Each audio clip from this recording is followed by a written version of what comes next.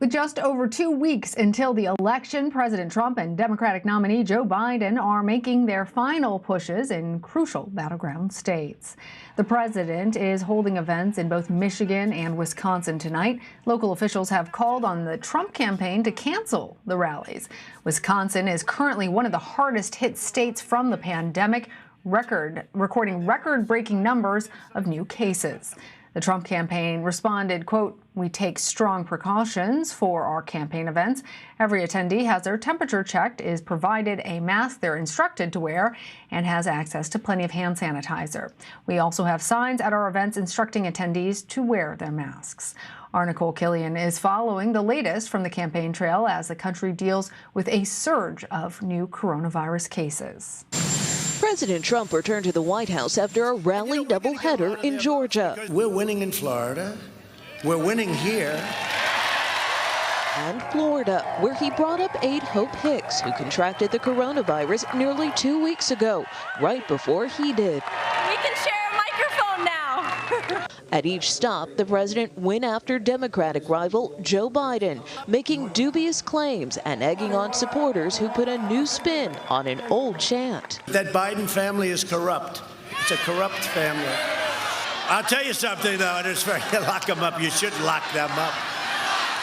Lock up the Bidens. The president resurrected a New York Post story that stirred controversy this week. The paper published what it claimed were emails allegedly taken from a laptop belonging to Biden's son Hunter.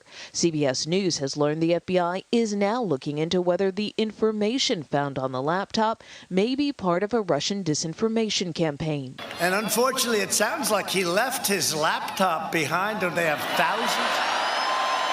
The former vice president dismissed the reports when pressed by CBS News.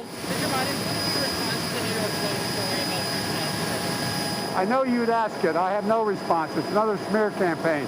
Right up your alley. They're the questions you always ask. It followed a day of back-to-back events in Michigan. What the hell's the matter with this guy?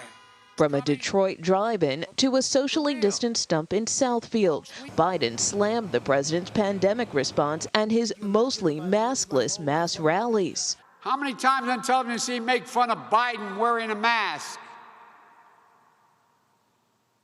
Because he refuses to practice social distancing. He puts his supporters in such jeopardy. The Biden campaign also announced former President Barack Obama will hit the trail next week in Philadelphia. He readied his pitch at a Senate fundraiser Friday night. People used to call me no drama Obama. Well, it's true. I tend to be pretty steady. You know, I don't engage in a lot of hyperbole. But this one really is the most important election that I can think of. For more on this, I want to bring in CBS News correspondent Nikole Killion there at the White House. Nikole, it's good to see you. So is there any acknowledgement, Nikole, with these cases surging, particularly in some of the areas that the president is going to and holding these rallies, that more needs to be done, especially since previous Trump rallies have been linked to coronavirus cases? Is the Trump campaign concerned that any of these rallies could spread COVID to their supporters? Well, the campaign has always pointed out, even before this recent surge, that they don't feel people should strictly point to their events as super spreaders, as you will, or that that's the only place where someone can contract coronavirus. And we certainly have seen, even on the Biden side, at least one case reported where someone has contracted coronavirus from an event there. But certainly disproportionately, we've seen that more so on the Trump campaign side. Look, I talked to a campaign official a couple weeks back while the president was still recovering from coronavirus, and I asked at that time if the campaign would do anything differently in light of the president's diagnosis, and this official told me at the time that they really didn't necessarily have any plans to make any changes. So as I mentioned, you know, they're continuing with some of the protocols that they have been doing, but it doesn't seem like they're necessarily making any additional changes. For instance, I posed, you know, maybe having smaller gatherings. Is that something under consideration? And again, as we've seen this week, the president continues to hold these large mass rallies. All right. Well, Democrats are also getting together out on the campaign trail. Former President Barack Obama is going to be stumping for Biden next week. Nikole, what can you tell us about this, and what types of voters is the Biden-Harris campaign trying to target?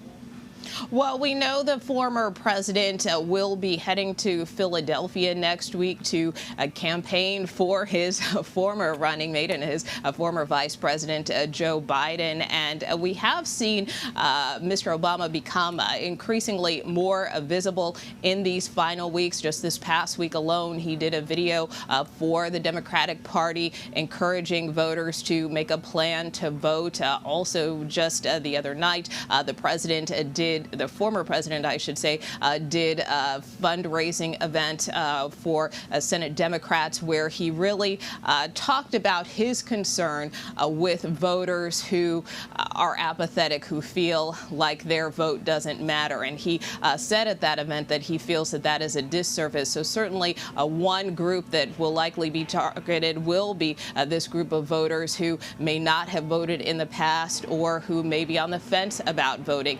More specifically, young voters, voters of color, particularly men of color, African-American men, are also some of these target groups that not only the Biden campaign is hoping to reach in these final weeks, but the Trump campaign as well. All right, let's shift gears a little bit and talk about some policy. The Supreme Court has agreed to review President Trump's census plan to exclude undocumented immigrants from the count. That's traditionally not what happens. So tell us a little bit more about what's going on in this case, Nikole, and what implications it may have. Well, the implications could certainly be far-reaching depending on how this case is decided. As you know, the census often determines how federal resources are allocated to certain communities, but it also determines representation in Congress. And so if the number of undocumented immigrants, if that is excluded from the census count, as the president and his administration are pushing for, then that could impact, for instance, the number of congressional seats in states with high immigrant populations, whether that's states like California or states like Florida. So that being said, we do know that this case is on an accelerated timetable, that the Supreme Court is due to review this at the end of November. The census, of course, is due to present its findings and the population count by the end of the year. So again, there's just a very short window of time.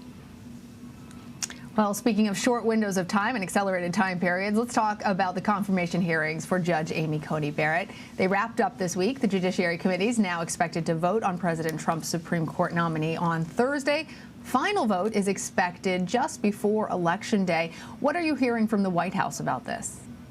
Well, I think the White House remains hopeful and optimistic that Judge Barrett will soon become Justice Barrett. That is something that they have been advocating for since her announcement here at the White House. And for the most part, her confirmation hearings went without much disruption. She came out relatively unscathed, and so certainly the president has made clear that he would like to see her confirmed to the court before the election if possible, though he has also hedged his bets and said it could happen after the election. But either way, I think both the president and Republicans are feeling hopeful that they can get her confirmed to the bench, and even Democrats have acknowledged there's really not too many tools in their toolbox to try to slow this down, although certainly they have indicated that they will try. All right, Nikole Killion, thank you. You bet.